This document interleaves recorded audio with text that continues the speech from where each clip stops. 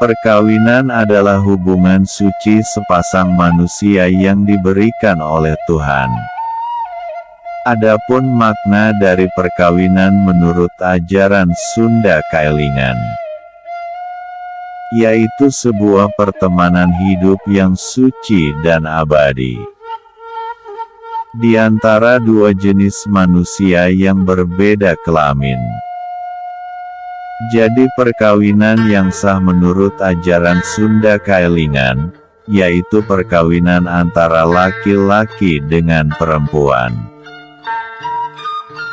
Bukan antara laki-laki dengan laki-laki, ataupun antara perempuan dengan perempuan. Adapun makna dari pertemanan hidup suci yang abadi tersebut, yaitu sepasang manusia yang mampu menjaga kesucian selama-lamanya. Baik menjaga kesucian di saat perkenalan, ataupun menjaga kesucian di saat menjalani rumah tangga. Menurut ajaran Sunda Kaelingan, jika sepasang manusia dapat menjaga kesucian di dalam perkawinannya dengan baik, maka mereka berdua akan dipertemukan kembali, serta akan berteman kembali di alam kematiannya kelak. Jadi hakikat dari perkawinan yang suci dan abadi, yakni sepasang manusia yang mampu menjaga hubungannya dengan kesucian. Dari awal dipertemukan oleh Tuhan, sampai kembali bersama-sama di hadapan Tuhan. Itulah puncak dari perkawinan menurut ajaran Sunda Kaelingan. Dikarenakan sakralnya atau pentingnya sebuah perkawinan, maka di dalam ajaran Sunda Kaelingan, aturan-aturan perkawinan tersebut amatlah ketat mengatur hukum-hukumnya. Itu semua agar seseorang yang menjalani perkawinan mendapatkan kebaikan serta keharmonisan hidup. Di dalam ajaran Sunda Kaelingan,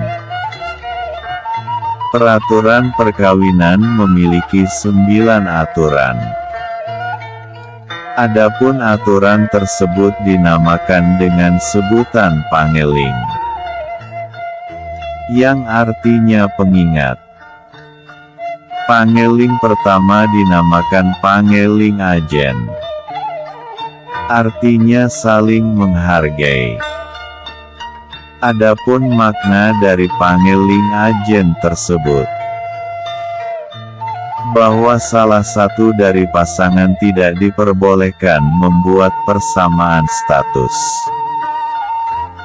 terhadap pasangan yang lainnya.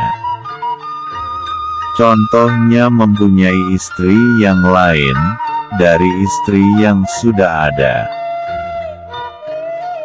ataupun mempunyai suami yang lain dari suami yang sudah ada. Artinya di dalam ajaran Sunda Kaelingan tidak diperbolehkan poligami ataupun poliandri. Karena hal itu dapat menjatuhkan derajat dari salah satu pasangan tersebut. Begitu pula menurut ajaran Sunda Kaelingan, tidak diperbolehkannya poligami ataupun poliandri. Dikarenakan ajaran Sunda Kaelingan merujuk pada percontohan perkawinan biangnya manusia, yaitu perkawinannya Nabi Adam alaihi salam, yang dimana beliau merupakan manusia pertama yang direstui hubungan pertemanan suci oleh Tuhan. Begitu pula di dalam ajaran Sunda Kaelingan menempatkan mendapatkan satu pasangan itu lebih baik. Yang diawali dari perkawinan dan diakhiri oleh kematian. Itulah salah satu bagian dari peraturan perkawinan menurut ajaran Sunda Kaelingan. Kemudian berlanjut ke pangeling yang kedua, yaitu pangeling anggang, yang artinya pemisah. Adapun makna dari pangeling anggang, bahwa seseorang di dalam ajaran Sunda Kaelingan tidak diperbolehkan untuk memisahkan atau menceraikan pasangannya. Perceraian atau perpisahan yang terjadi di saat berumah tangga hanyalah dapat dipisahkan oleh kematian. Karena menurut ajaran Sunda Kaelingan, perceraian itu dapat menjauhkan hubungan antara keluarga. Baik menjauhkan hubungan antara anak dengan ibu, menjauhkan hubungan antara anak dengan ayah, menjauhkan hubungan antara adik dengan kakak, ataupun menjauhkan hubungan dengan anggota keluarga yang lain. Alasannya karena memisahkan hubungan di antara keluarga termasuk bagian dari durirang atau perilaku buruk yang dapat menutup jalan di alam kematian nanti. Setelah itu berlanjut ke pangeling yang ketiga, yaitu pangeling eling. Arti dari pangeling eling yakni pengingat kesadaran. Adapun makna dari pengingat kesadaran, yakni seseorang tidak diperbolehkan menikah atau melangsungkan perkawinan dengan pasangan yang dalam keadaan tidak waras, atau orang yang mempunyai gangguan jiwa. Karena hal itu dapat merusak sebuah kesempurnaan dari perkawinan itu sendiri. Berlanjut ke pangeling yang keempat, yaitu pangeling mojang, yang artinya pengingat dewasa.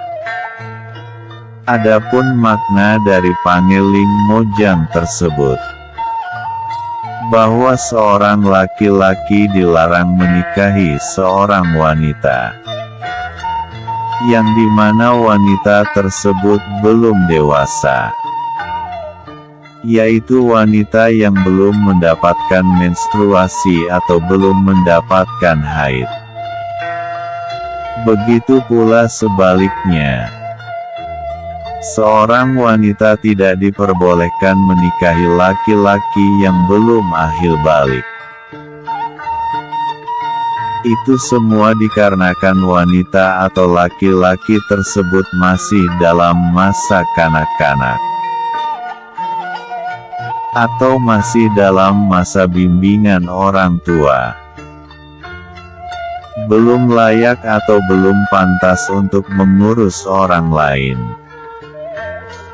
Setelah itu memasuki ke pangeling yang kelima, yaitu pangeling celeng. Arti dari pangeling celeng yaitu pengingat kebinatangan. Adapun makna dari pangeling celeng tersebut, yakni seseorang tidak diperbolehkan menikah dengan pasangannya yang memiliki dua kepribadian seks. Contohnya seorang wanita tidak diperbolehkan menikah dengan seorang laki-laki, yang dimana laki-laki tersebut mempunyai rasa cinta kepada laki-laki. Atau sekarang hal demikian dinamakan homoseksual. Begitu pula sebaliknya seorang laki-laki tidak diperbolehkan menikahi seorang wanita, yang dimana wanita tersebut mempunyai rasa cinta ke wanita yang lain. Atau sekarang hal demikian dinamakan lesbian. Jadi di dalam ajaran Sunda Kaelingan, tidak diperbolehkan seseorang menikah dengan pasangan yang mempunyai dua kepribadian seks. Kemudian memasuki ke pangeling yang keenam, yaitu pangeling utun, yang artinya pengingat bayi. Adapun makna dari pangeling utun tersebut, bahwa seorang laki-laki tidak diperbolehkan menikahi wanita yang sedang dalam keadaan mengandung atau hamil, baik sedang mengandung anak hasil hubungan dengan laki-laki lain, ataupun mengandung anak hasil hubungan dari pasangannya sendiri. Karena menurut ajaran Sunda Kaelingan, seorang wanita yang mengandung bayi di luar dari perkawinan merupakan aib atau wirang yang sangat besar. Begitu pula hal yang demikian tidak sesuai dengan makna dari perkawinan itu sendiri, yakni pertemanan yang suci. Maka sebaiknya membiarkan terlebih dahulu untuk melahirkan, agar makna dari pertemanan suci dan abadi ke depannya tidak tercoreng. Berlanjut ke pangeling yang ketujuh, yaitu pangeling uring. Adapun arti dari pangeling uring yakni pengingat kegelisahan, di mana maksud dari pangeling uring itu sendiri, bahwa seorang wanita tidak diperbolehkan menikah dengan seorang laki-laki, yang dimana laki-laki tersebut mempunyai penyakit ketidakmampuan menyalurkan nafsu birahi. Atau sekarang maksud dari ketidakmampuan itu bernama impoten. Alasannya karena semua yang dilakukan hanyalah menyiksa jiwa di antara keduanya, serta tidak dapat menghasilkan keturunan. Jadi lebih baik diobati terlebih dahulu sebelum menjalani perkawinan. Berlanjut ke pangeling yang kedelapan, yaitu pangeling riung. Adapun arti dari pangeling riung yakni pengingat kebersamaan, yang dimana maksud dari pangeling riung, bahwa seseorang tidak diperbolehkan menikahi seseorang yang mempunyai ikatan kebersamaan. Contohnya menikah dengan orang tua, baik orang tua kandung, orang tua angkat, ataupun dengan mertua dari kakak atau adik. Begitu pula dilarang menikah dengan saudara, baik adik dengan kakak, ataupun dengan saudara persepupuan. Jadi di dalam ajaran Sunda Kaelingan tidak diperbolehkan menikah yang masih dalam ikatan saudara atau dalam ririungan. Dan pangeling yang terakhir yaitu pangeling sagulung, yang dimana arti dari pangeling sagulung bermakna pengingat kepada Tuhan. Adapun maksud dari pangeling sagulung, bahwa seseorang tidak diperkenankan menikahi pasangannya yang tidak mempercayai Tuhan yang Maha Tunggal. di mana makna dari ketidakpercayaan terhadap Tuhan tersebut pada zaman dahulu bukanlah tentang agama. Karena pada zaman dahulu belum banyak agama. Akan tetapi maksud dari ketidakpercayaan kepada Tuhan, dilihat dari perilaku-perilaku buruk yang selalu dikerjakan seseorang. Contohnya orang yang mencari hasil dunia dengan meminta selain kepada Tuhan. Seseorang yang mempunyai ilmu hitam untuk mencelakakan orang lain.